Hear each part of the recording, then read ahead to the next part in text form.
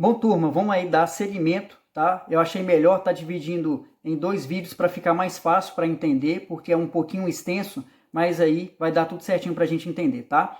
Lembrando que eu parei aí principalmente falando sobre niilismo, que é a visão aí que Nietzsche, segundo Nietzsche, niilismo é quando você pode estar seguindo a sua vida, você pode determinar o seu pensamento negando a fé, tá, gente? Então, é quando você pode seguir a sua vida sem seguir uma crença, sem seguir uma fé. Então ele fala que você não precisa de fé, você não precisa de crença para você estar seguindo diante com aquilo que você acredita na sua vida, tá? E na página 41, principalmente no primeiro parágrafo, tá, gente? Vai estar comentando sobre as 3 transformações do espírito humano, que na visão do Nietzsche são fases que o ser humano precisa passar para ele se tornar um ser humano independente, que o ser humano possa estar pronto para seguir a sua própria vida sem seguir regra nenhuma, tá? Muita atenção, porque essa parte não tem no livro. Eu acrescentei para vocês entenderem um pouquinho essa visão dele, tá? Eu quero que vocês prestem bastante atenção que não tem essa imagem no livro. No livro fala muita pouca coisa a respeito disso, então eu estou complementando para vocês aí, tá? A gente está vendo aqui que as 3 transformações do espírito humano, o Nietzsche ele vai separar por alguns personagens interessantes aí. A gente tem aqui o camelo, nós temos aqui o leão e nós temos uma criança, tá até com um cordão umbilical aqui, ó. Tá vendo? Então é muito interessante isso. Nós vamos ver qual é a opinião de Nietzsche a respeito de cada um desses personagens que fazem parte das 3 transformações do espírito humano, tá? Então vamos lá? Nós vamos aprender cada um desses personagens aí.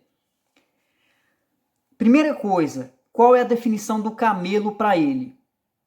Ele fala assim, que o camelo é um animal de carga, pronto para ser escravizado, e nunca é rebelde. Então, quer dizer, o camelo é aquele ser humano ali, ó, que ele é escravizado, né? Ele é explorado de todas as formas.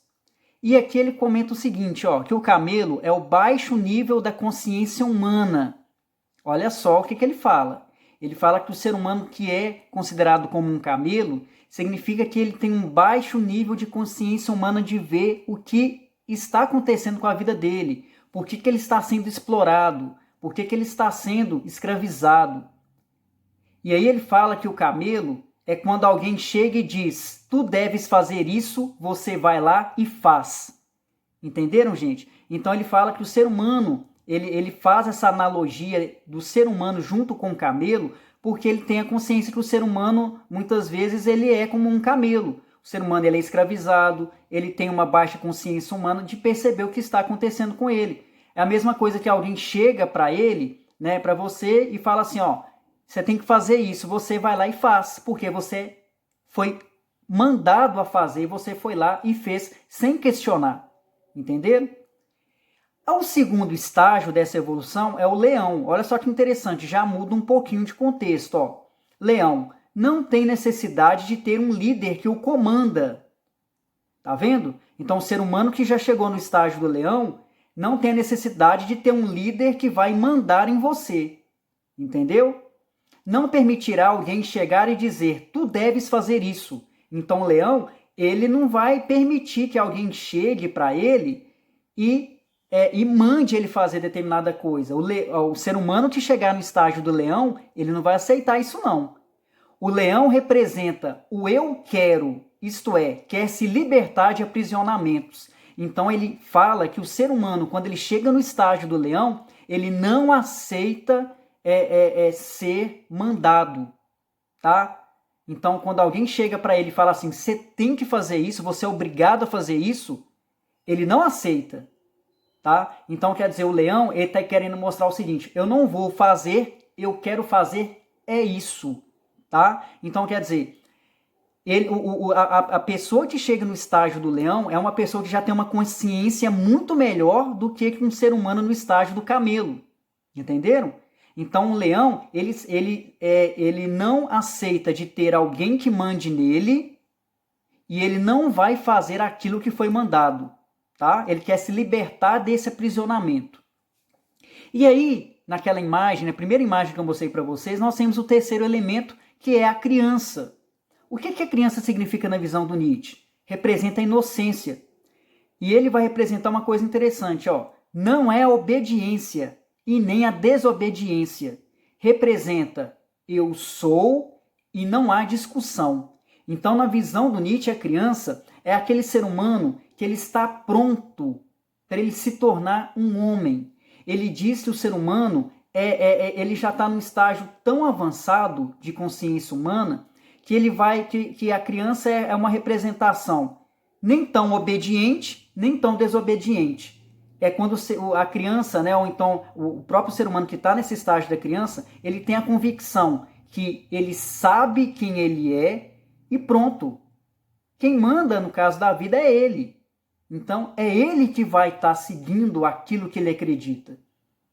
É um estágio importante, porque se você olha o estágio do camelo e do leão, o camelo é o pior estágio da consciência humana, do espírito humano, porque ele não questiona as coisas. Mas quando você vê que vai chegando no estágio do leão e chega no estágio da criança, o ser humano ele chega num patamar de consciência tão grande que ele vai começar a observar a vida de uma maneira melhor, tá? Então, segundo ele, quando o ser humano passa, né, o ser humano passa por essas três fases do espírito humano, olha qual vai ser o resultado final desse ser humano, quando ele passa por esses três níveis. Segundo Nietzsche, ele é considerado como o super-homem, tá?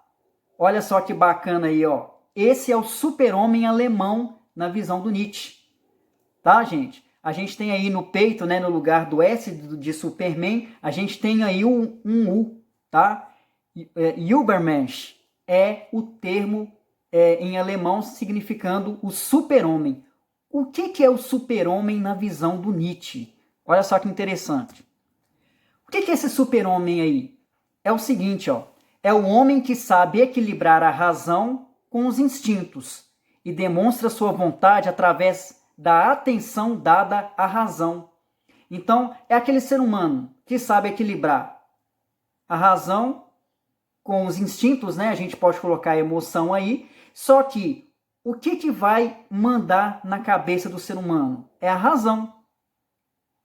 E um detalhe curioso, esse ser humano no estágio de super-homem aí, alemão na visão do Nietzsche, quem faz as próprias leis e a vida acontecer é apenas você mesmo, sem seguir leis e crenças que existem. Volto de novo no lilismo.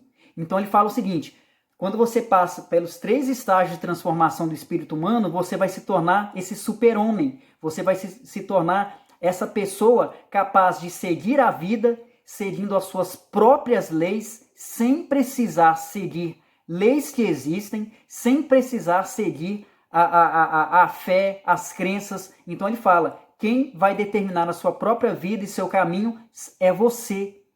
É a sua vontade, é aquilo que você quer realizar, sem precisar ficar aprisionado diante de leis que já existem, diante de crenças que já existem. Por isso que no lilismo ele defende a ideia de que você pode seguir a sua vida sem precisar seguir crenças, sem precisar seguir a religião, tá? Sem precisar seguir os códigos morais que já existem em sociedade.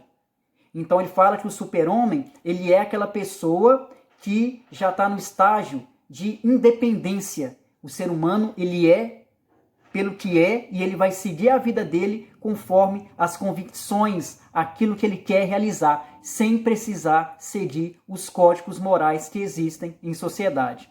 Tá bom, gente? E aí eu vou estar deixando perguntas sobre essa matéria para vocês responderem para mim no campo de comentários lá do Seneca Digital, tá? Gente, muito obrigado, que Deus ilumine vocês. Qualquer dúvida pode entrar em contato, tá bom? Obrigado.